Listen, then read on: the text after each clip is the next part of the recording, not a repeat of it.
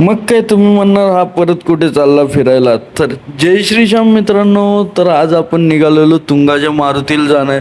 जे सांगलीतले आहेत त्यांना माहीतच आहे, आपले तो 12-13 किलोमीटरच्या अंतरावर तुंगाचा मारुती आहे. त्याच्या दर्शनाला चाललेलो होतो आज, कारण की आज होता शनिवार. मग काय काढली गाडी, मी निघालो डायरेक्ट तुंगाला जाण्यासाठी. मग काय आपल्याला तुंगाला जाताना आपल्याला कवठीपिराने गाव लागते. कवठीपिरान म्हणलं काही एकच नाव आठवते, ते म्हणजे माजी खासदार व हिंद केसरी मारुतीभाऊ माने यांचे गाव आहे. तो बोर्डावर त्यांचा फोटो वगैरे आहे, तो बघू शकता. त्या काळच्या आपल्या सांगली जिल्ह्याचे खूप मोठे पैलवान व माजी खासदार होते ते. आणि त्यांच्या गावापासून तर 4-5 किलोमीटरवर फक्त होतं तुंग. मग काय आपण बघता बघता येऊन पोचलो तुंगात. तुंगात आल्यानंतर पहिला मग तिथं आतल्या साईडला टर्न घ्यायला लागतो. तो टर्न बांध दिसतोय, त्या साईडला टर्न घेतला आणि पुढं मूर्तीचा फोटो लावलेला आहे. त्या मूर्तीच्या फोटोपासून सरळ जायचं. आलो आपण मंदिराजवळ आल्यानं मस्त आत गेलो तर गर्दी काहीच नव्हती, कारण की दुपारच्या टायमात गेलतो त्यामुळे गर्दी काहीच नसते.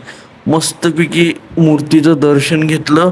या मूर्तीचं एकच वैशिष्ट्य आहे, ते म्हणजे ही मूर्ती पुरातन असूनच्या असून ते रामदास स्वामींनी या मूर्तीची स्थापना केली आहे. तिथंच बाजूला असलेल्या दत्त महाराजांचंही दर्शन घेतलं व त्याच्याच बाजूला असलेल्या महादेवाचंही दर्शन घेऊन आपण निघालो पुढं महाप्रसाद घेण्यासाठी, कारण की दर शनिवारी तिथे महाप्रसादही असतो. मग काय आपण ताट वगैरे घेतलं, मस्त भात, शिरा, आमटी याचा आपण मस्तपैकी आस्वाद घेतला.